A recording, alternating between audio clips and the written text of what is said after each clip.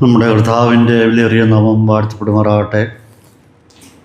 ദൈവസന്നിധിയിലായിരിക്കുന്ന എല്ലാ പ്രിയപ്പെട്ടവർക്കും ധന്യനായ യേശു ക്രിസ്തുവിലുള്ള വന്ദനത്തെ അറിയിക്കുന്നതിൽ വളരെ സന്തോഷമുണ്ട്. വീണ്ടും നമുക്ക് ഈ നിലയിൽ കർത്താവിൻ്റെ വചനം ചിന്തിക്കുവാനായിട്ട് ഒരവസരം കൂടെ അവർ നമുക്ക് തന്നല്ലോ. അതോർത്ത് ദൈവത്തിന് സ്തോത്രം ചെയ്യുകയാണ്. നാം ചില നാളുകളായിട്ട് നമ്മുടെ കർത്താവ് പറഞ്ഞായിരിക്കുന്ന ഉപമകളെപ്പറ്റി പഠിച്ചു വരികയായിരുന്നു. ഇതിനോടകം നിരവധി ഉപമകൾ നാം ചിന്തിപ്പാണ്ടിയായി തീർന്നു. ഇന്ന് രാത്രിയിൽ നാം ചിന്തിക്കുവാനായിട്ട് പോകുന്നത് ലൂക്കോസിൻ്റെ സുവിശേഷം 15-ാം അധ്യായത്തിൽ പറയുന്ന ഉപമകളെ പറ്റിയാണ് ചിന്തിക്കുവാനായിട്ട് പോകുന്നത്.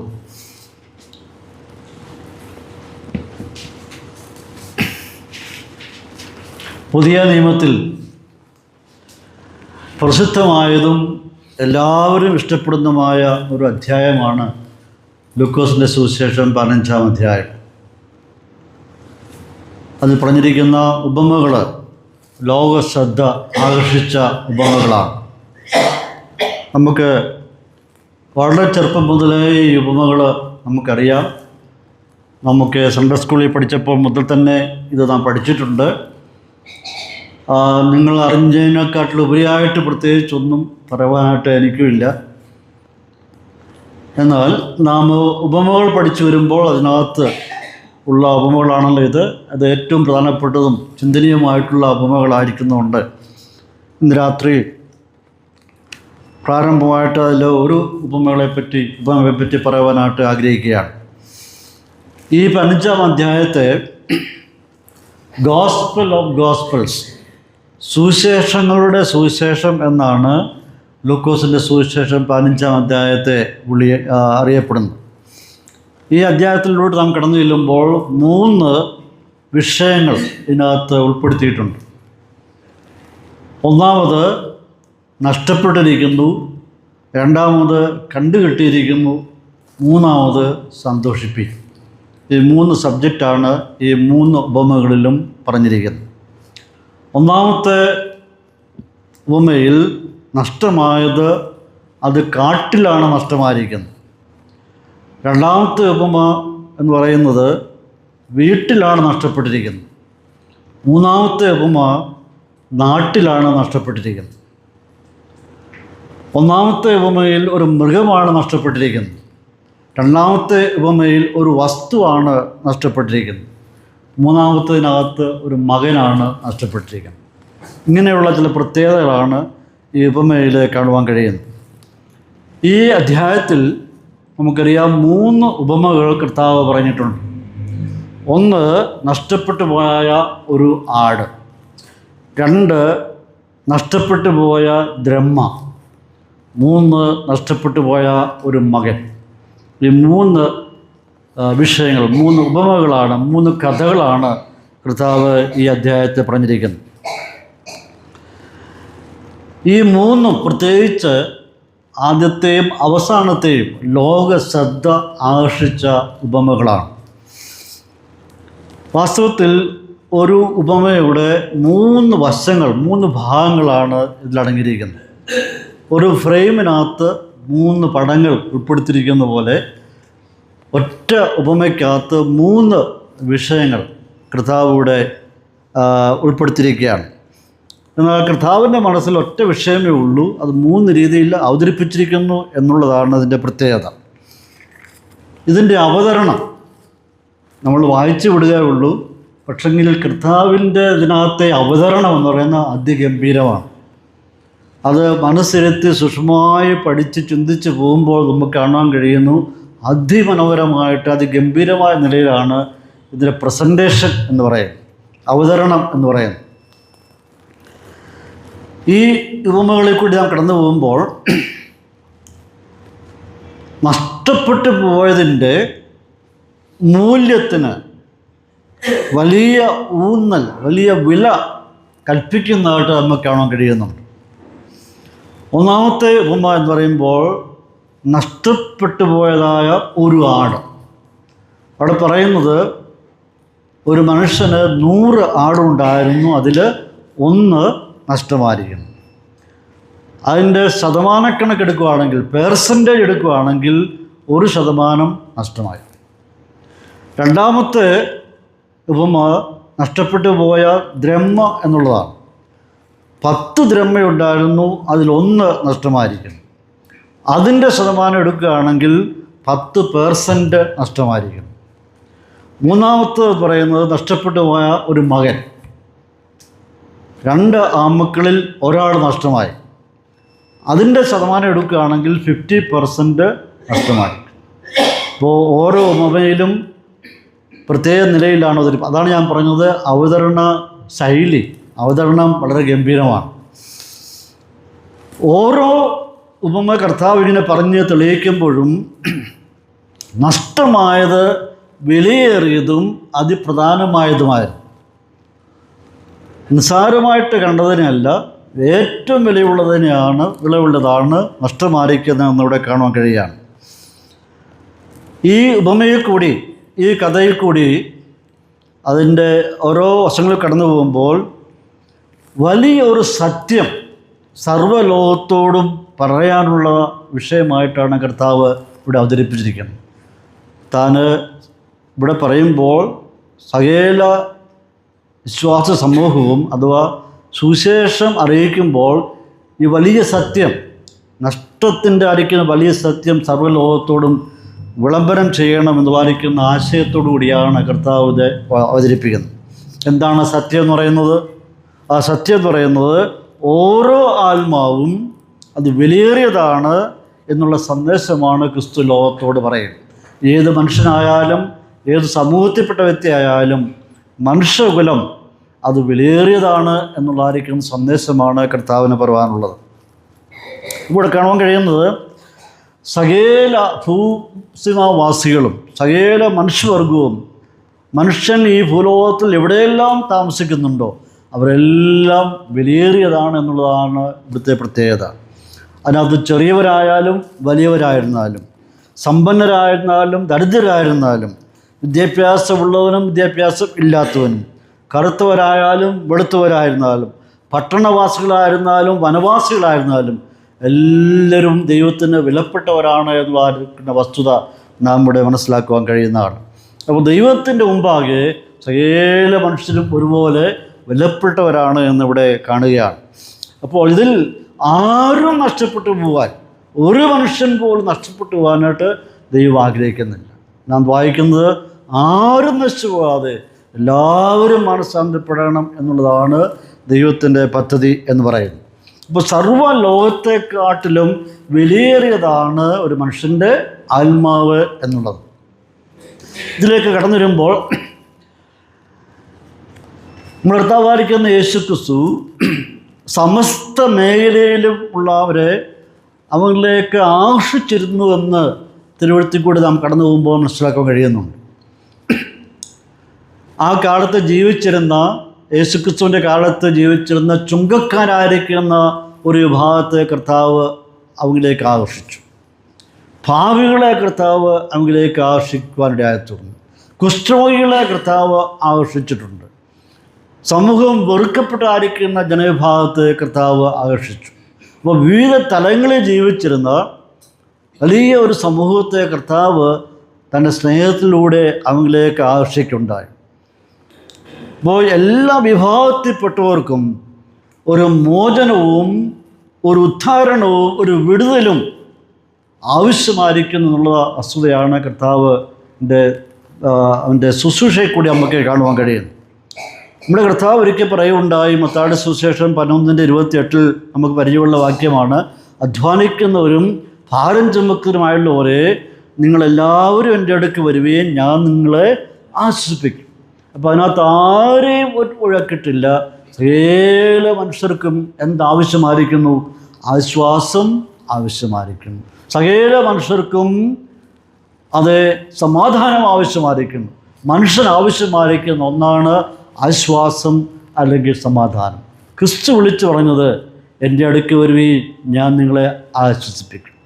ലോകത്തിൽ ആശ്വാസമില്ലാതെ സമാധാനമില്ലാതെ കഴിയുന്ന വലിയ സമൂഹമാണ് നമുക്ക് കാണുവാൻ കഴിയുന്നത്. എന്നാൽ യേശുക്രിസ്തുവിന് മാത്രമേ ഈ ആശ്വാസം നൽകുവാനായിട്ട് കഴിയുള്ളൂ. എന്നാൽ യഹൂദ വിഭാഗത്തിൽപ്പെട്ടവരായിരിക്കുന്ന നല്ലൊരു ശതമാനം ആൾക്കാർക്കും കർത്താവിൻ്റെ അടുക്ക് വരുന്ന ഈ വിഭാഗത്തിൽപ്പെട്ട ചുങ്കക്കാർ, പാപികൾ, കുഷ്ഠരോഗികൾ, സമൂഹം വെറുക്കപ്പെട്ടവർ, ഈ യഹൂദന്മാരായിരിക്കുന്നവർ ഇവരെ കാണുന്നത് വെറുക്കപ്പെട്ടതായ ഒരു സമൂഹമായിട്ട്. അവരുടെ ഇടയിലായിരിക്കുന്ന ജനവിഭാഗമാണ്. പക്ഷെ അവരുടെ പ്രവൃത്തികളും രീതികളും ഇങ്ങനെയൊക്കെ ആയിരിക്കുന്നതുകൊണ്ട്, ഇങ്ങനെയുള്ള വിഭാഗത്തിൽപ്പെട്ടവരായിരിക്കുന്നുണ്ട് നല്ലൊരു ശതമാനം വരുന്ന യഹൂദന്മാരും ഇവരെ വെറുത്തിരുന്നു. യേശു ഇവരുമായിട്ട് സഹകരിക്കുന്നതും സംഭാഷിക്കുന്നതും അവരെ സ്നേഹിക്കുന്നതും അവരെ ചേർത്ത് നിർത്തുന്നതും അവരുടെ ഭവനങ്ങൾ സന്ദർശിക്കുന്നതും അവരോടൊപ്പം ഭക്ഷണം കഴിക്കുന്നതൊന്നും ഈ യഹൂദന്മാരായിരിക്കുന്നവർക്കൊട്ടും ഇഷ്ടപ്പെടുന്നില്ല. അവർ ചിലരായിരുന്നു പരീശന്മാർ, സദൂക്യർ, ശാസ്ത്രിമാർ. ഇവർക്ക് ആർക്കും തന്നെ കർത്താവായ യേശുക്രിസ്തു ഈ വിഭാഗത്തിൽപ്പെട്ടവരുമായി സഹകരിക്കുന്നത് ഒട്ടും അവർക്ക് ഇഷ്ടമാകുന്നില്ല. കാരണം അവർ വെറുക്കപ്പെട്ടായിരിക്കുന്ന ഒരു വിഭാഗമാണ്. ഇവരതുകൊണ്ട് ക്രിസ്തു അവരിലൊക്കെ ഇറങ്ങിച്ചെന്ന് അവരെ ഉയർത്തിക്കൊണ്ടുവരാനായിട്ട് അവരെ സ്നേഹിക്കുന്നതിലും അവരുടെ പാപങ്ങളെ മോഹിച്ചു കൊടുക്കുന്നതിലും കാണിക്കുന്ന താല്പര്യത്തെ വെറുത്തിരുന്നു. കാരണം ഇവർ സമൂഹത്തിൽ വെറുക്കപ്പെട്ടവരാണ്. അപ്പോൾ അതിൻ്റെ പേരിൽ നിരന്തരമായി ക്രിസ്തുവിനെ യഹൂദന്മാരായിരിക്കുന്ന ഒരു വിഭാഗക്കാർ, പരീശന്മാർ, ശാസ്ത്രിമാരും സദൂക്യരും അടങ്ങുന്ന നല്ല ശതമാനം ആൾക്കാർ ക്രിസ്തുവിനെ ഇങ്ങനെ എപ്പോഴും അത് ചോദ്യം ചെയ്തുകൊണ്ടും അവനെ ആക്രമിച്ചും കൊണ്ടിരുന്നു. നമ്മുടെ കർത്താവായ യേശു ക്രിസ്തുവിൻ്റെ ഐഹിക ശുശ്രൂഷയിൽ ഈ കൂട്ടം നിരന്തരമായ കർത്താവിനെ വളഞ്ഞിട്ട് ആക്രമിക്കുന്നതായിട്ട് കാണുവാൻ കഴിയുന്നുണ്ട്. എവിടെയെല്ലാം ആക്രമിക്കാമോ, ഏതെല്ലാം വാക്കുകളിൽ പിടിക്കാമോ, അങ്ങനെയെല്ലാം അവർ ചെയ്തുകൊണ്ടിരിക്കുകയാണ്. അപ്പോൾ ഈ പ്രവണത, ഈ ഒരു മറ്റുള്ളവരോട് കാണിക്കുന്ന അവജ്ഞ, അത് പുതുമയല്ല. ലോകത്തിലെ എല്ലാ ഭാഗങ്ങളിലും ഈ ഒരു പ്രത്യേകത കാണാറുണ്ട്. ജാതി മത ചിന്തകൾ മനുഷ്യരിൽ അടങ്ങിയിരിക്കുകയാണ്. വംശം, പണം, നിറം, വർഗം, അവസരോട് കാണിക്കുന്ന ഒരു തരം വിവേചനം, പാർശ്വവൽക്കപ്പെടുക, വിഭാഗീയ ചിന്തകൾ, ഇങ്ങനെയുള്ള ആ ചിന്താഗതികൾ ലോകത്തിലെല്ലായിടത്തും ഉണ്ട്. എല്ലാ മനുഷ്യരും അത് ചേർന്നിരിക്കുകയാണ്.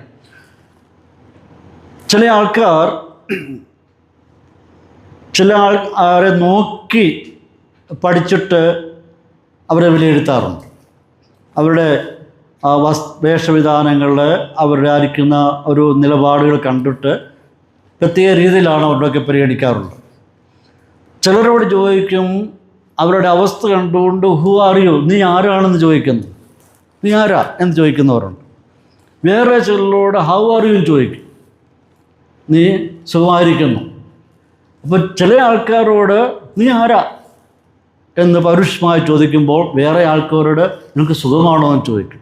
ഇപ്പോൾ മനുഷ്യൻ്റെ സ്റ്റാറ്റസിനെ അളന്നുകൊണ്ടാണ് ഇങ്ങനെയുള്ള ആലോചിക്കുന്ന പ്രവണത. ഇത് ലോകത്തിൽ കണ്ടുവരുന്ന ആലോചിക്കുന്ന ഒരു സിസ്റ്റമാണ്. ഒന്നാം വാക്യത്തിലേക്ക് നാം കടന്നു വരുമ്പോൾ അവിടെ നമുക്ക് രണ്ട് കൂട്ടരെ കാണാൻ പറ്റുന്നുണ്ട്. നാം ഈ ഒന്നാമത്തെ ഉപമയിലൂടെ കടന്നു പോകുന്നതിന് മുമ്പ് എന്തുകൊണ്ടാണ് നമ്മുടെ കർത്താവ് ഈ മൂന്ന് ഉപമകൾ പറയാനുള്ള സാഹചര്യമെന്ന് മനസ്സിലാക്കുന്നത് നല്ലതാണ്. മനസ്സിലാക്കുന്നില്ലെങ്കിൽ നമുക്ക് കഥ കൊണ്ട് വലിയ പ്രയോജനം ഉണ്ടാകത്ത, കാരണം ആഴമ മനസ്സിലാക്കാൻ പറ്റുകയില്ല. അതിൻ്റെ പശ്ചാത്തലം ഒന്ന് വിലയിരുത്തി അങ്ങനെ മനസ്സിലാക്കുമ്പോൾ ആ കഥയുടെ ഉപമയുടെ പ്രാധാന്യത നമുക്ക് ഗ്രഹിക്കാൻ പറ്റും. ഒന്നാം വാക്യത്തിൽ ഇവിടെ രണ്ട് കൂട്ടരെ കാണാൻ കഴിയുന്നുണ്ട്. ഒന്ന് പബ്ലിക്കൻസ്, അതായത് ചുങ്കക്കാർ, അവർ യഹൂദ വംശത്തിൽപ്പെട്ടവരായിരുന്നു. രണ്ട് പാപികൾ, ഈ രണ്ട് കൂട്ടരെ അവിടെ കാണാൻ കഴിയുന്നുണ്ട്. ഈ പബ്ലിക്കൻസ് അല്ലെങ്കിൽ ചുങ്കക്കാരെന്ന് പറയുന്നത് ഈ ഇംഗ്ലീഷ് വാക്കായിരിക്കുന്ന പബ്ലിക്കൻസ് എന്ന് പറയുന്ന വാക്ക് ഗ്രീക്ക് പദമായിരിക്കുന്ന ടെലോനസ് എന്ന് പറയുന്ന വാക്കിൽ നിന്നാണ് പബ്ലിക്കൻസ് വന്നത്. ഈ വാക്കിന്, ഈ പബ്ലിക്കൻസ് എന്ന വാക്കിൻ്റെ അഥവാ ഗ്രീക്ക് വാക്കിൻ്റെ അർത്ഥം ടാക്സ് ഫാർമർ എന്നാണ്. അതായത് നികുതി കർഷകൻ എന്നാണ് ചുങ്കക്കാരൻ അല്ലെങ്കിൽ പബ്ലിക്കൻസ് എന്നെ വിളിച്ചിരുന്നത്. നികുതി കളക്ട് ചെയ്യുന്ന, നികുതി കർഷകൻ എന്നാണ് അവരെ വിളിച്ചിരുന്നത്. അന്ന് കർത്താവായ യേശുക്രിസ്തുവിൻ്റെ കാലഘട്ടങ്ങളിൽ ചുങ്കം ഭരിക്കുന്ന ഒരു വിഭാഗം ആൾക്കാരായിരുന്നു പബ്ലിക്കൻസ്, അഥവാ ഈ ചുങ്കക്കാർ എന്ന് പറയും. അവരുടെ ജോലി ചുങ്കം ഭരിക്കുക എന്നുള്ളതാണ്.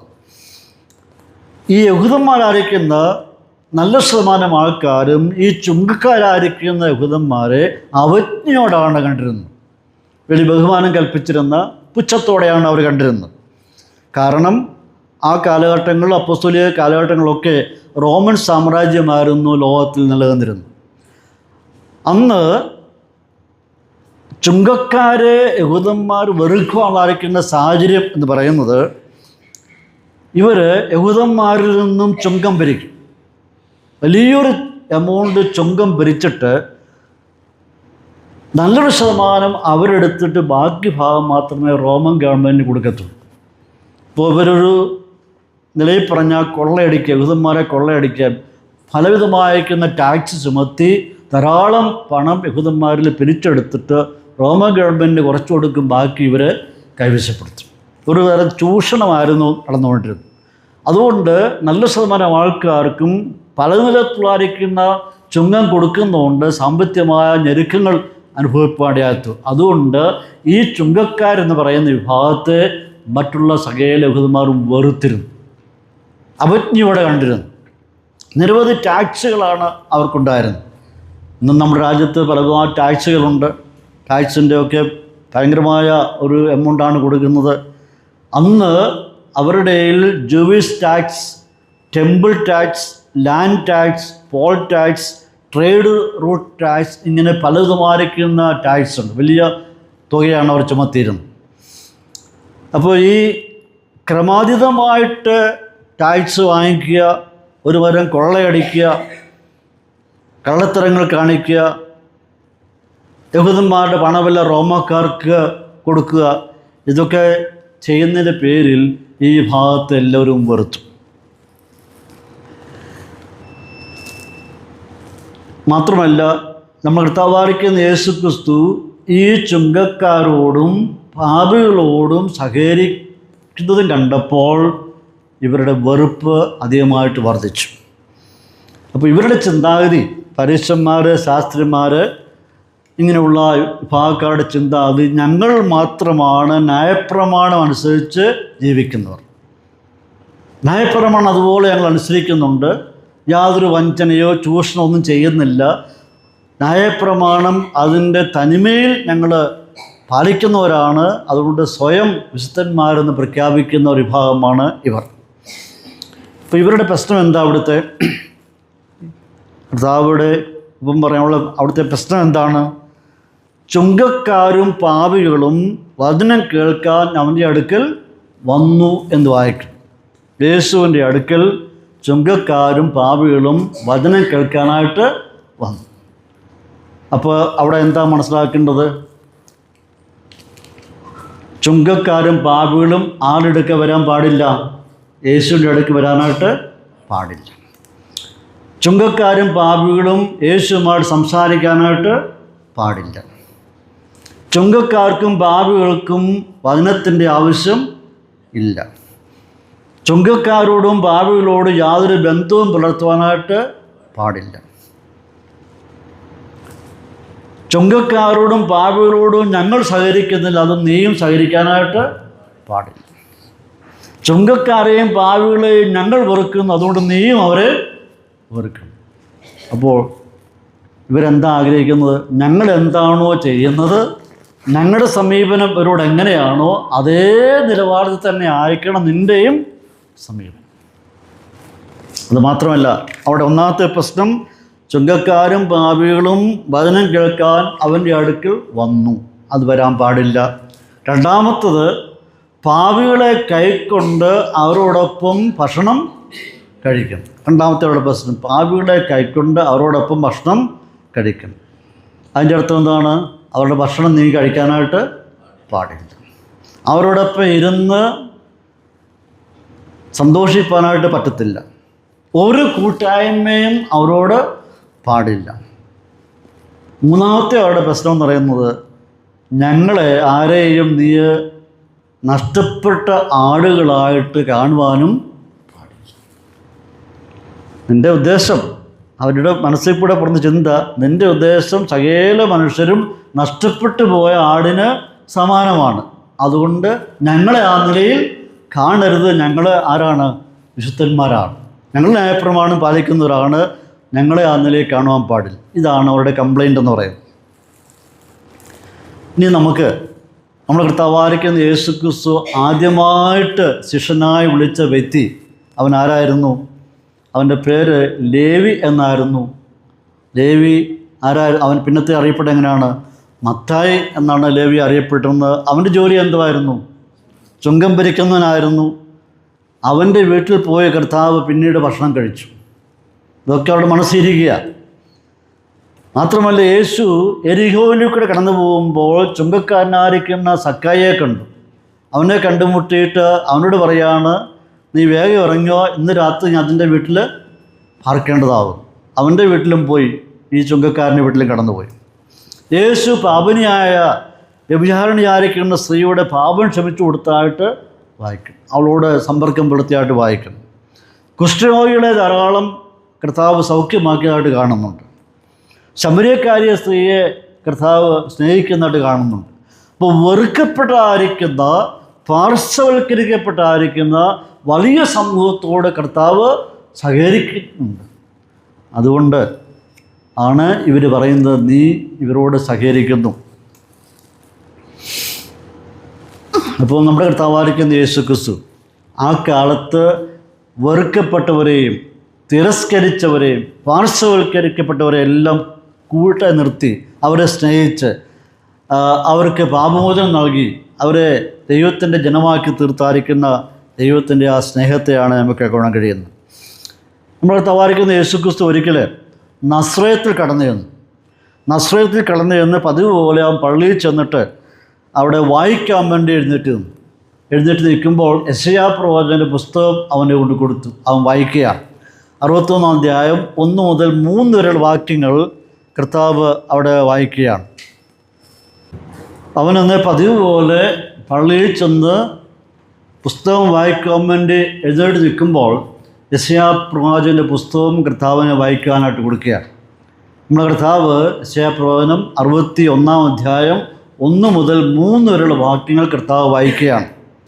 ഇങ്ങനെയാണ് വായിക്കുന്നത്: എളിയവരോട് സദ്വർത്തമാനം ഘോഷിപ്പാൻ യഹോവ എന്നെ അഭിഷേകം ചെയ്തിരിക്കുകൊണ്ട് യഹോവയായ കർത്താവിൻ്റെ ആത്മാവ് എൻ്റെ മേലിരിക്കുന്നു.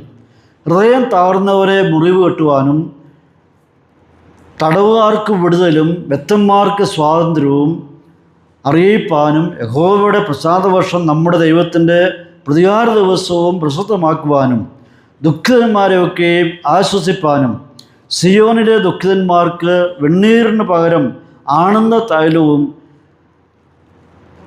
വിഷണ മനസ്സിന് പകരം സ്തുതി എന്ന മേലാടയും കൊടുപ്പാനും അവൻ എന്നെ അയച്ചിരിക്കും. ഈ ഭാഗം കർത്താവ് അന്ന് നസ്രയത്തിൽ ചെന്നപ്പോൾ പള്ളിയിൽ കർത്താവ് വായിക്കുകയുണ്ടായി.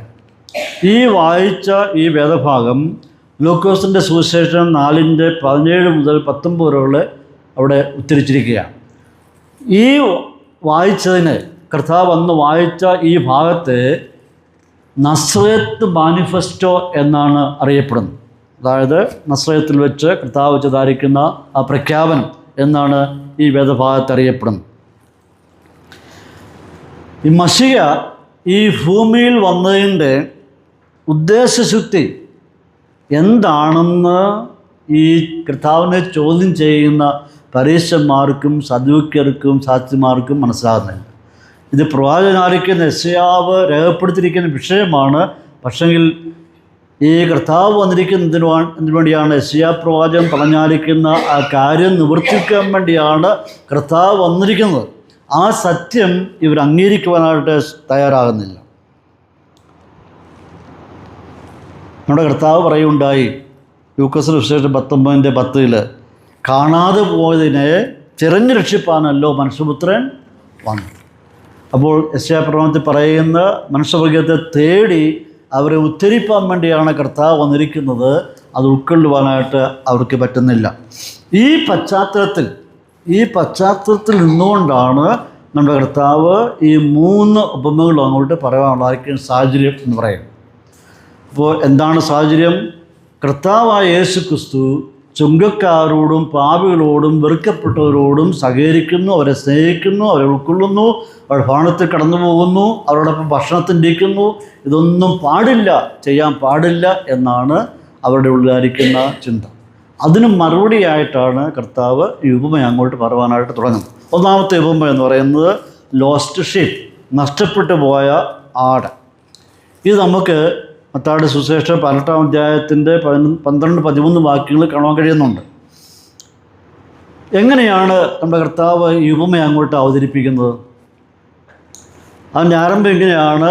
നിങ്ങളിൽ ഒരാൾക്ക് 100 ആടുണ്ട് എന്ന് ഇരിക്കട്ടെ. നിങ്ങളിൽ ഒരാൾക്ക്, ആരിലൊരാൾക്ക് പരീശന്മാരായിരിക്കുന്നവ നിങ്ങൾക്ക്, അല്ലെങ്കിൽ ശാസ്ത്രിമാർക്കായിരിക്കും നിങ്ങൾക്ക് ഒരാളുണ്ട് എന്ന് ഇരിക്കട്ടെ. അവർക്ക് ആളുണ്ടോ? ഇല്ല. ഉണ്ട് എന്ന് ഇരിക്കട്ടെ, സങ്കല്പ്യമാണ്. അപ്പോൾ ഒരു സാങ്കല്പ്യമായ നിലയിൽ കർത്താവ് ഇത് അങ്ങോട്ട് അവതരിപ്പിക്കുക. അതായത് ഇത് കൗണ്ടർ അറ്റാക്കാണ്. ഇങ്ങനൊരു പ്രസ്താവന നടത്തിയല്ലോ, നീ ഇവരോടുകൂടി ഭക്ഷണത്തിരിക്കുന്നു, അതിൻ്റെ ഒരു തിരിച്ചൊരു അറ്റാക്കാണ് കർത്താവ് കൊടുക്കുക. നിങ്ങളിൽ ആർക്കെങ്കിലും, അതായത് ഈ പറയുന്ന നിങ്ങൾക്ക് ആടില്ല, ഉണ്ടെന്ന് ഇരിക്കട്ടെ, 100 ആടെന്ന് ഉണ്ടായിരിക്കട്ടെ. എന്നിട്ട് പറയാണ്, അതിൽ ഒരെണ്ണം എന്ത് ചെയ്യുന്നു? കാണാതെ പോയി. 100-ൽ ഒരെണ്ണം കാണാതെ പോയി. ഈ അധ്യായത്തിൽ പറയുന്ന ഉപമയുടെ ഓരോന്നിനും പ്രധാനവിധമായിട്ട് വ്യാഖ്യാനം പറയാൻ പോയാൽ ആത്മീയവൽക്കരണം നടത്തേണ്ടതായിട്ട് വരും. അതുകൊണ്ട് അതിലോട്ട് പോകുന്നില്ല. പ്രധാന വിഷയത്തിലോട്ട് ഊന്നിയാണ് ഞാൻ സംസാരിക്കുവാൻ ആഗ്രഹിക്കുന്നത്. ഇതിനകത്തെ വിഷയം, കർത്താവ് പറഞ്ഞ ഈ ഉപമയിലെ വിഷയം എന്ന് പറയുന്നത് ഇത്രയേ ഉള്ളൂ: നഷ്ടപ്പെട്ടു പോയ ആട്, കാണാതെ പോയ ആടിനെ കണ്ടുകിട്ടി. അതാണ് അവിടുത്തെ വിഷയം എന്ന് പറയും. ഇനി യെശയ്യാപ്രവചനം 53-ന്റെ 6-ാം വാക്യത്തിൽ പ്രവാചകനായിരിക്കുന്ന യെശയ്യാവ് എന്താണ് പറഞ്ഞത്? നാം എല്ലാവരും ആടുകളെ പോലെ തെറ്റിപ്പോയിരുന്നു, നാം ഓരോരുത്തരും താന്താൻ്റെ വഴിക്ക് തിരിഞ്ഞിരുന്നു എന്ന് യെശയ്യാവ് പറയുന്നുണ്ട്. അതുതന്നെ പത്രോസ് 2-25 പറയുന്നുണ്ട്. അപ്പോൾ മനുഷ്യൻ്റെ അവസ്ഥ എങ്ങനെയായിരുന്നു? എല്ലാവരും ആടുകളെ പോലെ തെറ്റിപ്പോയിരുന്നു, ഓരോരുത്തരും താന്താൻ്റെ വഴിക്ക് പോയിരുന്നു. അങ്ങനെയുള്ളവരെ തേടി കണ്ടെത്തുവാനല്ലോ മനുഷ്യപുത്രൻ വന്നത് എന്നാണ് അവിടെ കാണുവാൻ കഴിയുന്നത്. അപ്പോൾ നാം എല്ലാവരും എന്ന് പറയുമ്പോൾ സകല മനുഷ്യ സമൂഹവും അതിനകത്ത് ഉൾപ്പെടുത്തിയിരിക്കുക. അതിനകത്ത് ആരൊക്കെയുണ്ട്? ഈ പറയുന്ന പരീശന്മാരുമുണ്ട്, ശാസ്ത്രിമാരുമുണ്ട്, സദൂക്യരുമുണ്ട്. സകല വംശവും പ്രവാചകൻ പറഞ്ഞ തെറ്റിപ്പോയുടെ കൂട്ടത്തിൽ അടങ്ങിയിരിക്കുകയാണ്. നഷ്ടപ്പെട്ടു പോയ ആടിനെ തിരക്കി യേശു പോയതുകൊണ്ട് ഇവർക്ക് പ്രശ്നമില്ല. യേശു നഷ്ടപ്പെട്ടു പോയ ആടിനെ തിരക്കി പോയതല്ല അവിടെ പ്രശ്നം. പക്ഷേ ഞങ്ങളും നഷ്ടപ്പെട്ടവരാണ് എന്ന് നീ ഒരിക്കലും പറയരുത്. അതാണ് അവിടെ പ്രശ്നം. നീ നഷ്ടപ്പെട്ടു പോയവരെ തിരക്കി കണ്ടെത്തുമോ, അത് ഞങ്ങളുടെ വിഷയമല്ല. ഞങ്ങളും ആ കൂട്ടത്തിൽ പെട്ടവരാണ് എന്ന് നീ ഒരിക്കലും പറയാൻ പാടില്ല. കാരണം ഞങ്ങൾ ന്യായപ്രമാണം അതുപോലെ അനുസരിക്കുന്നവരാണ്, ഞങ്ങൾ വിശുദ്ധന്മാരാണ്, ഞങ്ങൾ നഷ്ടപ്പെട്ടവരാണെന്ന് നീ ഒരിക്കലും പറയാൻ പാടില്ല. അപ്പോൾ സകല ആടുകളുടെയും ചുമതല ഇടയനാണ് നമുക്ക് ഈ ഭാഗം പഠിക്കുമ്പോൾ കാണാൻ കഴിയുന്നത്. അവിടെ ഒരാടുപോലും നഷ്ടപ്പെട്ടു പോകാനായിട്ട് ആരാഗ്രഹിക്കുന്നില്ല? ഇടയന് ആഗ്രഹിക്കുന്നില്ല. ഉൽപ്പത്തി പുസ്തകത്തിലേക്ക് നാം കടന്നു വരുമ്പോൾ 31-ന്റെ 38, 39 ഭാഗങ്ങളിലേക്ക് കടന്നു ചെല്ലുമ്പോൾ അവിടെ നമുക്ക് ചില കാര്യങ്ങൾ കാണാൻ കഴിയുന്നുണ്ട്. യാക്കോബ് അമ്മായിയപ്പനായ ലാബാൻ്റെ അടുത്ത് ചെല്ലും, അവനെ കണ്ടിട്ട് പറയുകയാണ്, നിൻ്റെ ചെമ്മരിയാടുകൾക്കും കോലാടുകൾക്കും ചണനാശം സംഭവിച്ചിട്ടില്ല, ആട്ടുകൊറ്റന്മാരെ ഒന്നിനെയും ഞാൻ കൊന്നു തിന്നിട്ടില്ല, ദുഷ്ടമൃഗം കടിച്ച് കീറിയതിനെ നിൻ്റെ അടുക്കൽ കൊണ്ടുവന്നില്ല, ഞാൻ അതിന് ഉത്തരവാദിയായിരുന്നു. പകൽ കളവ് പോയതിനെയും രാത്രി കളവ് പോയതിനെയും നീ എന്നോട് ചോദിച്ചു. പകൽ വെയിൽ കൊണ്ടും രാത്രി ശീതം കൊണ്ടും ഞാൻ ക്ഷയിച്ചു, എൻ്റെ കണ്ണിന് ഉറക്കമില്ലാതെയായി. അപ്പോൾ ആര് അക്കൗണ്ടബിൾ ആയിരുന്നു? യാക്കോബ് ലാബാൻ്റെ ആടുകളുടെ ചുമതലയിലാക്കി ആയിരിക്കുമ്പോൾ ഇവന് കണക്ക് ബോധിപ്പിക്കുക. നഷ്ടപ്പെട്ടതിന് ഞാൻ ഉത്തരവാദി. അപ്പോൾ ഉത്തരവാദിത്വമുള്ള ആയിരിക്കുന്ന ഒരു ജോലിയാണ് ഇടയൻ്റെ ജോലി എന്ന് പറയും. ഒന്ന് നഷ്ടപ്പെട്ടു പോയി, ധാരാളമുള്ള ഒന്ന് നഷ്ടപ്പെട്ടു പോയി, സാരമില്ല എന്ന് വെക്കാൻ പറ്റില്ല. അതിന് കണക്ക് ബോധിപ്പിക്കേണ്ട വ്യക്തിയാണ്. പുറപ്പാട് പുസ്തകം 22:10-11 വാക്കിലേക്ക് കടന്നു വരുമ്പോൾ, കളവ് പോയാൽ ഉടമസ്ഥന് പകരം കൊടുക്കണം. കടിച്ചു കീറിപ്പോയാൽ അതിന് തെളിവ് കൊണ്ട് കൊടുക്കണം. ദുഷ്ടമൃഗം കടിച്ചു കൊന്നു കഴിഞ്ഞാൽ അതിന് തെളിവ് കൊണ്ട് കൊടുക്കണം. തെളിവും കൊടുക്കണം, പകരവും കൊടുക്കണം. ഇതാണ് ഒരു ഇടയൻ്റെ മേലുള്ളായിരിക്കുന്ന കടമ എന്ന് പറയുന്നത്. അപ്പോൾ ഇടയ ശുശ്രൂഷ അല്ലെങ്കിൽ ഇടയൻ ചെയ്യുന്നത് ഉത്തരവാദിത്വമുള്ള ജോലിയാണ്, ഗൗരവത്തോടെ ചെയ്യേണ്ട കാര്യമാണ്. അതുകൊണ്ട് ഒരാട് പോലും അവനെ ഏൽപ്പിച്ചിരിക്കുന്ന ഒരാട് പോലും നഷ്ടപ്പെട്ടു പോകാനായിട്ട് അവന് ആഗ്രഹിക്കുന്നില്ല. അഥവാ നഷ്ടപ്പെട്ടു പോയാൽ അതിനെ കണ്ടെത്തുക എന്നുള്ളത് അവൻ്റെ ഉത്തരവാദിത്വമാണ്. ഉത്തരവാദിത്വ ബോധമുള്ളത് കൊണ്ട് അതിൻ്റെ കാരണം ബോധിപ്പിക്കേണ്ടിയിരിക്കുന്നു, അതിൻ്റെ വില കൊടുക്കേണ്ടിയിരിക്കുന്നു എന്നുള്ളത് ഈ ഭാഗത്ത് നമുക്ക് കാണാൻ കഴിയുകയാണ്. ഈ കാരണങ്ങളാലാണ്, അഥവാ ഇങ്ങനൊരു വ്യവസ്ഥിതി ഉള്ളതുകൊണ്ടാണ് ഇടയൻ അതിൻ്റെ കണക്ക് കൊടുക്കേണ്ടത് കൊണ്ട് 99-നെയും മരുഭൂമിയിൽ സുരക്ഷിത സ്ഥാനത്താക്കിയിട്ട്, അഥവാ മറ്റുള്ള ഇടയന്മാരെ ആക്കിയ ശേഷം നഷ്ടപ്പെട്ടു പോയ ഒരാടിനെ തിരക്കി ഇടയൻ ഇവിടെ പോവുകയാണ്. അതിനെ വേറൊരാളെ ഏൽപ്പിച്ചിട്ട് അവൻ യാത്ര പോവുകയാണ്. യേശുക്രിസ്തുവിനെ പറ്റി ചില സന്ദർഭങ്ങളിൽ ചില ഭാഗങ്ങളിലായിട്ടൊക്കെ ഒരു ഇടയനെ പറ്റി കാണുന്നുണ്ട്. ഇടയനായിട്ടും കുഞ്ഞാടായിട്ടും ക്രിസ്തുവിനെ കാണുന്നുണ്ട്. യോഹന്നാൻ സ്നാപകൻ ഒരിക്കൽ വിളിച്ച് പറയുണ്ടായി, ഇതാ ലോകത്തിൻ്റെ പാപങ്ങളെ ചുമന്നൊഴിയുന്ന ദൈവത്തിൻ്റെ കുഞ്ഞാട്. ഇതേ ക്രിസ്തുവിനെ തന്നെ ഇടയനായിട്ടും പറയുന്നുണ്ട്. യോഹന്നാൻ 10:12-14 വാക്യങ്ങളിൽ അവിടെ കാണുന്നത് നല്ല ഇടയൻ, യേശു ക്രിസ്തുവിനെ നല്ല ഇടയൻ എന്നവിടെ പറയുന്നു. 1 പത്രോസ് 5:4 നമ്മുടെ കർത്താവായ യേശു ക്രിസ്തുവിനെ ഇടയ ശ്രേഷ്ഠൻ എന്ന് പറയുന്നു. എബ്രായ ലേഖനം 13:20 വലിയ ഇടയൻ എന്ന് പറയുന്നു. 1 പത്രോസ് 2:25 ആത്മാക്കളുടെ ഇടയൻ എന്ന് പറയുന്നു. അപ്പോൾ നമ്മുടെ കർത്താവായ യേശു ക്രിസ്തുവിനെ ഒരു കുഞ്ഞാടെന്ന നിലയിലും ഇടയൻ എന്ന നിലയിലും ഒക്കെയാണ് വർണ്ണിച്ചിരിക്കുന്നത്. ഇപ്പോൾ ഒരു ആട് നഷ്ടപ്പെട്ടിരിക്കുന്നു, അതിനെ തിരക്കി ഈ നല്ല ഇടയനായ കർത്താവായ യേശു ക്രിസ്തു യാത്ര പുറപ്പെടുകയാണ്. അപ്പോൾ യാത്ര പോകുമ്പോൾ ഈ ഇടയനായ ക്രിസ്തുവിൻ്റെ മനസ്സിൽ കൂടെ കടന്നു പോകുന്ന ചിന്തകൾ എന്തായിരിക്കും? ആ ആടിന് വഴിതെറ്റിപ്പോയതായിരിക്കാം, അതിന് ബുദ്ധിമോശം സംഭവിച്ചതായിരിക്കാം, അബദ്ധം പറ്റി പോയതായിരിക്കാം, ഇപ്പോൾ എന്തൊക്കെയോ അപകടത്തിൽ പെട്ട് കിടക്കുകയായിരിക്കാം, അല്ലെങ്കിൽ അതിനെ ആരെങ്കിലും മോഷ്ടിച്ചുകൊണ്ട് പോയതായിരിക്കാം, അതല്ലെങ്കിൽ ദുഷ്ടമൃഗങ്ങൾ വല്ലതും കടിച്ചു കീറി തിന്നതായിരിക്കാം.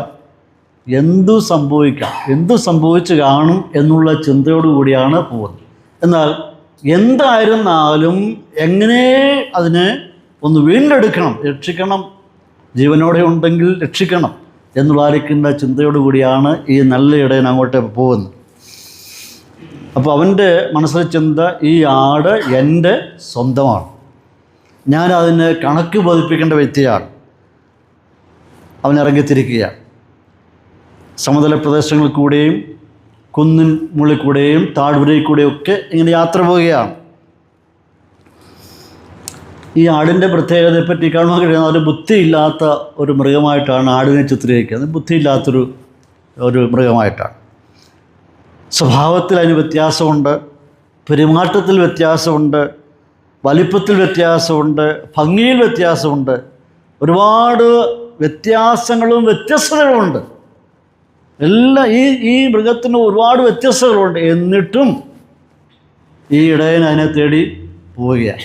പ്രിയപ്പെട്ടവരെ, ഞാനൊരു കാര്യം ഓർപ്പിക്കട്ടെ, ഒരുപാട് വ്യത്യസ്തതകളും വ്യത്യാസങ്ങളും ഉള്ളവരായിരുന്നു നാം എല്ലാവരും. ഇവിടെ ഇരിക്കുന്ന എല്ലാവരും വ്യത്യസ്തമായ സ്വഭാവത്തിൻ്റെ അടിമകളായിരുന്നു. എന്തൊക്കെയോ മോശമായ സ്വഭാവങ്ങൾ നമുക്കുണ്ടായിരുന്നു. എന്നിട്ടും നമ്മുടെ കർത്താവ് നമ്മെ തേടി കടന്നു വന്നവനാണ്. അവൻ്റെ ആ സ്നേഹത്തെ ഒരിക്കലും മറന്നു പോകരുത്.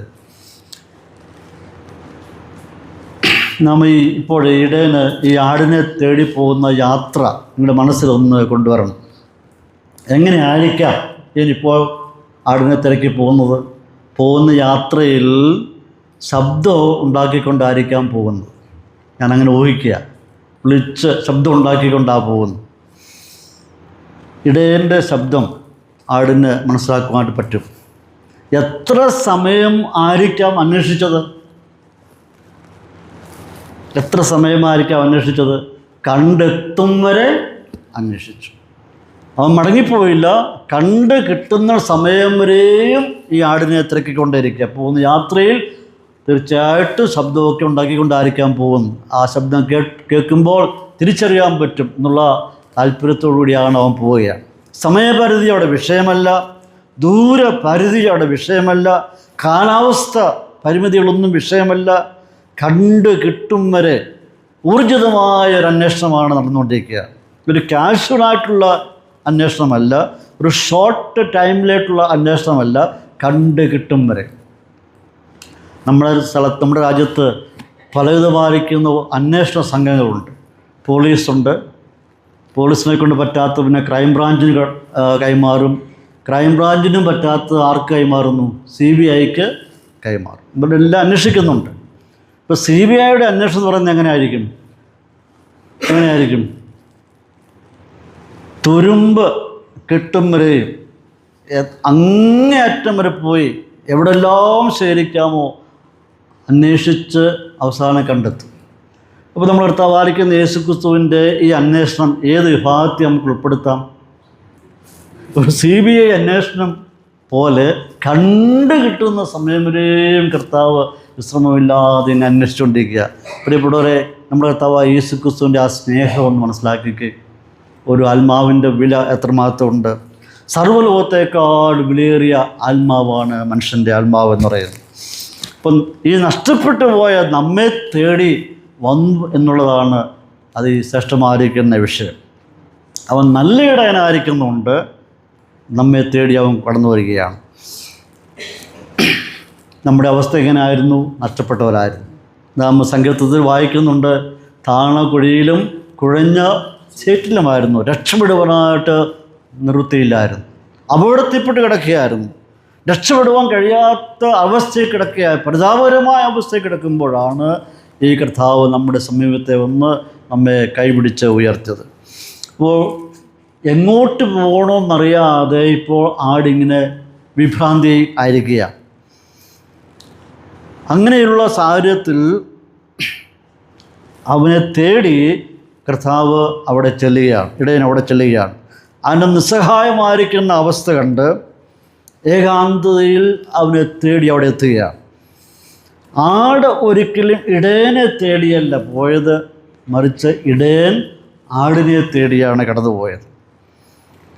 നമ്മൾ ചിന്തിക്കുകയുണ്ടായി, കർത്താവായ യേശുക്രിസ്തുവിൻ്റെ വരവിൻ്റെ ഉദ്ദേശം കാണാതെ പോയതിനെ കണ്ടെത്തുക എന്നുള്ളതാണ്. അപ്പോൾ ഇപ്പോൾ ഈ പ്രത്യേക സന്ദർഭത്തിൽ ആടും ഇടയനും തമ്മിൽ കണ്ടുമുട്ടി. അന്വേഷിച്ച് അവ തമ്മിൽ കണ്ടുമുട്ടി. ആ കണ്ടുമുട്ടുന്ന രംഗം നിങ്ങളൊന്ന് മനസ്സിലൊന്ന് കൊണ്ടുവന്നേ. എങ്ങനെയായിരിക്കും ആ കണ്ടുമുട്ടുന്ന രംഗം എന്ന് പറയുന്നത്? ആടിൻ്റെ ആ കരച്ചിൽ ഒന്ന് ശ്രദ്ധിക്കണം. ആ ഇടയൻ്റെയും ആടിൻ്റെയും ആ സ്നേഹപ്രകടനങ്ങൾ ഒന്ന് മനസ്സിലാക്കണം. അതിനെ കെട്ടിപ്പിടിച്ച് അത് തീർച്ചയായിട്ടും ആലിംഗനം ചെയ്ത് കാണും, ചുംബനം കൊടുത്ത് കാണും, അതിൻ്റെ ദേഹത്തൂടെ കൈ തലോടി കാണും. എവിടെയെങ്കിലും പരുക്കുണ്ടോ, എവിടെയെങ്കിലും പോരായ്മകളുണ്ടോ എന്ന് അവൻ പരിശോധിച്ച് കാണും. ദേഹം മൊത്തമായി തലോടി അവനെ നന്നായി പരിശോധിച്ചു. അവിടെ ആ സ്നേഹത്തിൻ്റെ പ്രകടനം വളരെ ഗംഭീരമാണ്. പ്രിയപ്പെട്ടവരെ, നമ്മുടെ മേൽ ചൊരിഞ്ഞ അവൻ്റെ സ്നേഹത്തിൻ്റെ ആയിരിക്കുന്ന തീവ്രത എത്രമാത്രം ഉണ്ട് എന്നുള്ളത് നമുക്ക് മനസ്സിലാക്കേണ്ട വിഷയമാണ്. ഈ ഇടയൻ ചെയ്തത് എന്താണ്? അതിനെ എന്ത് ചെയ്യുന്നു? ചുമലിലെടുത്ത് വീട്ടിൽ കൊണ്ടുവന്നു എന്ന് വായിക്കുന്നു. ചുമലിലെടുത്ത് വീട്ടിൽ കൊണ്ടുപോകും. എങ്ങനെയാണ്? രണ്ട് കാലും ഈ ഒരു ഭാഗത്തൂടെ പിടിച്ച്, രണ്ട് കൈയും പിടിച്ച് അതിൻ്റെ വയറുഭാഗം തോളിലിട്ടുകൊണ്ട് ചുമന്നുകൊണ്ട് അതിനെ വീട്ടിൽ കൊണ്ടുപോകും. ഇത്രയും കാലം അതിനെ വളർത്തിയിട്ടും ഇതുവരെയും അതിന് ചുമലിൽ എടുത്തിട്ടില്ല. പക്ഷേ ആദ്യമായിട്ടായിരിക്കാം ഇതിനെ അവന് ചുമലെടുക്കുന്നത്. എന്തിനാണ് ഇവനെ ചുമലിലെടുക്കേണ്ട ആവശ്യം ഉണ്ടായിരുന്നത്? ആടിനെ വിളിച്ചാൽ വരത്തില്ലായിരുന്നു, ബാ എന്ന് വിളിച്ചാൽ അതങ്ങ് പോകുമായിരുന്നു.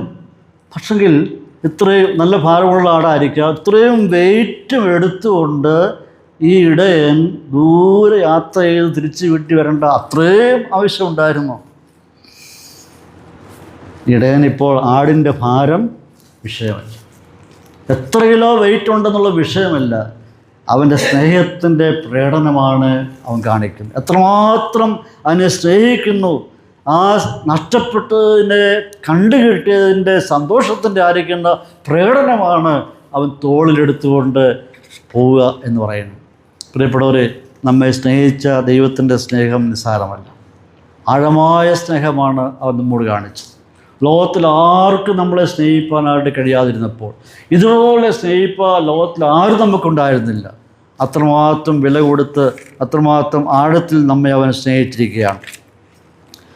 അപ്പോൾ ഈ രംഗം നമ്മൾ അനുസരിക്കുമ്പോൾ ഒരുപറ്റം ആൾക്കാർ ഈ ഇടയൻ്റെ വരവും കാത്തിങ്ങനെ നിൽക്കുക.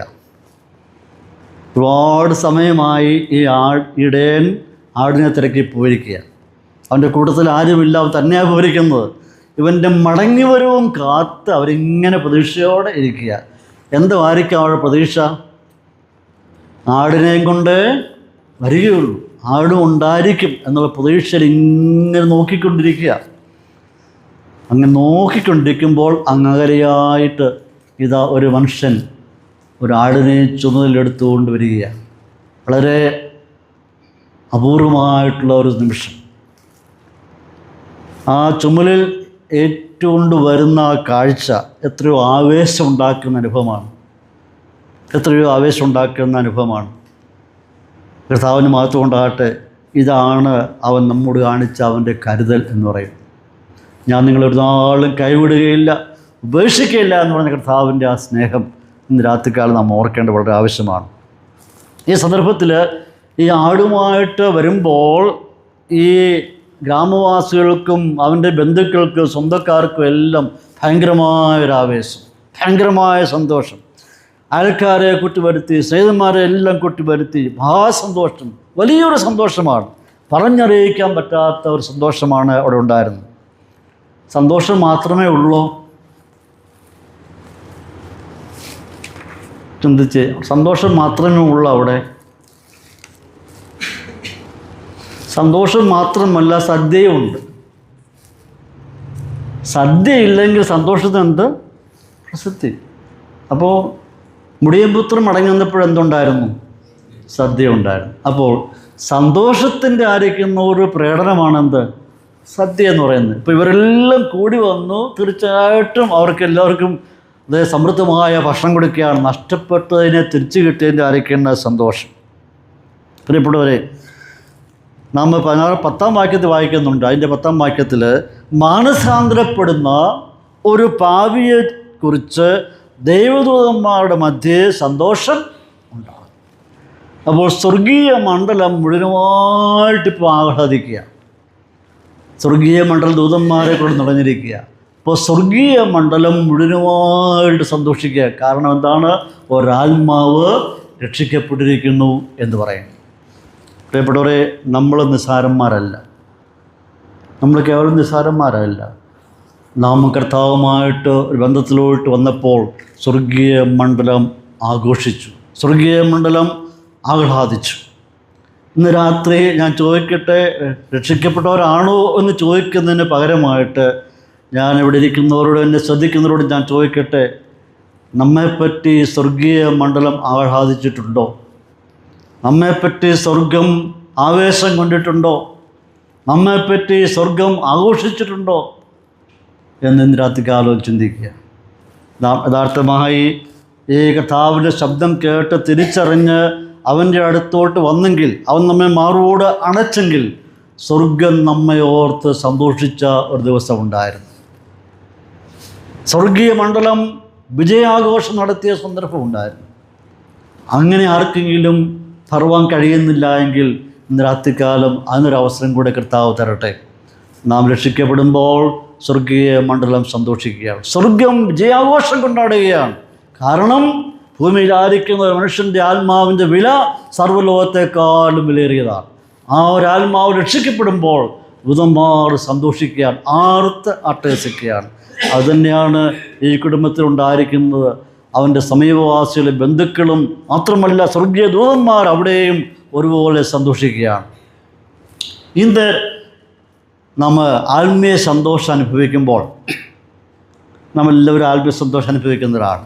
നാം ഇന്ന് ഭൂമിയിൽ ഇത്രയും വലിയ ആത്മീയ സന്തോഷം അനുഭവിക്കുമ്പോൾ അതിന് കാരണമായി തീർന്നത് നമ്മുടെ കർത്താവായിരിക്കുന്ന യേശുക്രിസ്തു എന്ന നല്ല ഇടയൻ നമ്മെ തേടി കണ്ടെത്തി അവൻ നമ്മെ ദൈവമക്കളുടെ കൂട്ടത്തിലാക്കി തീർത്തു എന്നുള്ളതാണ്. കർത്താവിന് മഹത്വം ഉണ്ടാകട്ടെ. നാം ഇപ്പോൾ സുരക്ഷിതരാണ്. നാം കർത്താവിൻ്റെ സ്വന്തമായിരിക്കുകയാണ്. നാം അന്യരല്ല, നാം പ്രദേശികളല്ല, നാം ദൈവത്തിൻ്റെ ഭവനത്തിൻ്റെ അംഗങ്ങളാണ്. ഇനി നമുക്ക് അതിൻ്റെ 7-ാം വാക്യത്തിലേക്ക് കടന്നു വരുമ്പോൾ അവിടെ ഇപ്രകാരം പറയുന്നുണ്ട്. അതിൻ്റെ 7-ാം വാക്യം നമുക്കൊന്ന് വായിക്കാം. അങ്ങനെ തന്നെ മാനസാന്തരം കൊണ്ട് ആവശ്യമില്ലാത്ത 99 നീതിമാന്മാരെ കുറിച്ച് ഉള്ളതിനേക്കാൾ മാനസാന്തരപ്പെടുന്ന ഒരു പാപിയെ ചൊല്ലി സ്വർഗത്തിൽ അധിക സന്തോഷം ഉണ്ടാകും എന്ന് ഞാൻ നിങ്ങളോട് പറയും. അപ്പോൾ ഇവിടെ 99 ബാക്കി ആടുകൾ, അവർ പരീശന്മാരാണെന്നാണ് പറയപ്പെടുന്നത്. അത് പരീശന്മാർ. അവിടെ ചിന്താതി, മനസ്സിലെ ചിന്താതി എന്താണ്? ഞങ്ങൾ നീതിമാന്മാരാണ്, ഞങ്ങൾ നീതിമാന്മാരാണ്. മറ്റുള്ളവരെ അപേക്ഷിച്ച്, ഭാവികളെയും ഇങ്ങനെയുള്ള സമൂഹത്തെ അപേക്ഷിച്ച് നോക്കുമ്പോൾ ഞങ്ങളവരെക്കാട്ടിലും വിശുദ്ധന്മാരാണ് എന്ന ചിന്ത, സ്വയം വിശുദ്ധന്മാരെന്ന് പ്രശംസിക്കുക. അതുകൊണ്ട് ഞങ്ങൾക്ക് എന്താവശ്യമില്ല? മാനസാന്തരം ആവശ്യമില്ല. ഞങ്ങൾ മാനസാന്തരപ്പെടേണ്ട ആവശ്യമില്ല. ഞങ്ങൾ പ്രമാണങ്ങളെ പാലിക്കുന്നുണ്ട്, അതുകൊണ്ട് മാനസാന്തരം ഞങ്ങൾക്ക് ആവശ്യമില്ല. അതുകൊണ്ട് ഞങ്ങൾ പാപികളും അല്ല, ഞങ്ങൾ പാപികളുമല്ല. എന്നാൽ ഒരു പാപി മാനസാന്തരപ്പെടുമ്പോൾ എന്താണ് അവിടെ കാണുന്നത്? മാനസാന്തരപ്പെടുമ്പോൾ സ്വർഗത്തിൽ അധികം സന്തോഷമുണ്ടാകുന്നു. സ്വർഗത്തിൽ അധികം സന്തോഷമുണ്ടാകുന്നു. സ്വർഗം ദൂതന്മാരുടെ സാന്നിധ്യം കൊണ്ട് നിറഞ്ഞിരിക്കുക. അവരെല്ലാവരും ഒരാളിൻ്റെ രക്ഷയിൽ സന്തോഷിക്കുക. കർത്താവിന് മഹത്വം ഉണ്ടാകട്ടെ. പ്രിയപ്പെട്ടവരെ, ഞാൻ നേരത്തെ സൂചിപ്പിച്ചതുപോലെ നമ്മുടെ രക്ഷയിൽ സ്വർഗം സന്തോഷിച്ചു. നാളെ നാം ആരെയെങ്കിലും കർത്താവിൻ്റെ സ്ഥലത്തിലേക്ക് കൊണ്ടുവരുന്നുവെങ്കിൽ, ഒരു പാപിയെ മാനസാന്തരത്തിലേക്ക് കൊണ്ടുവരുന്നുവെങ്കിൽ, ഒരു പാപിയെ രക്ഷയിലേക്ക് നടത്തുന്നുവെങ്കിൽ സ്വർഗം സന്തോഷിക്കുകയാണ് ചെയ്യുന്നത്, ആഹ്ലാദിക്കുകയാണ് ചെയ്യുന്നത്. ഒരുവൻ കൂടി കർത്താവിൻ്റെ സഭയുടെ അംഗമായി തീർന്നു എന്നുള്ളതാണ്. നമ്മുടെ കർത്താവായ യേശു ക്രിസ്തു അവൻ നല്ല ഇടയനാണ്. നമ്മുടെ കർത്താവായിരിക്കുന്ന യേശു ക്രിസ്തു അവൻ ഇടയ ശ്രേഷ്ഠനാണ്. നമ്മുടെ കർത്താവായിരിക്കുന്ന യേശു ക്രിസ്തു അവൻ വലിയ ഇടയനാണ്. നമ്മെ തേടി വന്നവനായ കർത്താവായിരിക്കുന്ന യേശു ക്രിസ്തു. എങ്ങനെയാണ് അവൻ നമ്മെ തേടി വന്നത്? അവൻ വന്നപ്പോൾ നമ്മോട് ചോദിച്ചു, മകനെ, മകളെ, നീ എവിടെയായിരിക്കുന്നു എന്ന് ചോദിച്ചു. അവൻ ചോദിച്ചത്, അറിയൊക്കെ, നീ സുരക്ഷനായിരിക്കുന്നോ, നീ എവിടെയായിരിക്കുന്നു? ആ ഒരു റെസ്പോൺസാണ് അവൻ ആഗ്രഹിക്കുന്നത്. അവൻ തേടി വരുമ്പോൾ, അന്വേഷിക്കുമ്പോൾ, ചോദിക്കുമ്പോൾ റെസ്പോൺസ്, നീ എവിടെയായിരിക്കുന്നു എന്ന് പറഞ്ഞു റെസ്പോൺസ് കിട്ടുമ്പോഴാണ് അവൻ നമ്മെ കൈനീട്ടി നമ്മെ രക്ഷിക്കുന്നത്. അവൻ നമ്മെ സ്നേഹിച്ചു, അവൻ നമ്മെ ഓർത്തു, അവൻ്റെ വലങ്കര നമ്മെ നീട്ടി, അവൻ നമ്മെ പിടിച്ചുയർത്തി സുരക്ഷിതമായിരിക്കുന്ന സ്ഥാനത്ത് അവൻ നമ്മെ എത്തിയിരിക്കുകയാണ്. കർത്താവ് നമ്മോട് പറയുകയുണ്ടായി, ഞാൻ നിന്നെ ഒരു നാളും കൈവിടുകയുമില്ല, ഉപേക്ഷിക്കുകയില്ല.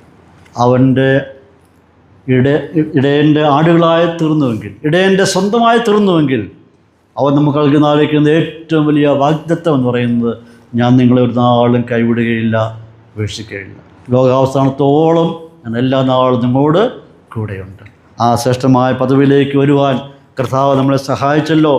ദൈവത്തിൻ്റെ വലിയ ഇടയൻ്റെ ഒരു ആടായിത്തീരുവാൻ ഭാഗ്യം ലഭിച്ചതിനെ ഓർത്ത് നമുക്ക് ദൈവത്തെ സ്തുതിക്കാം.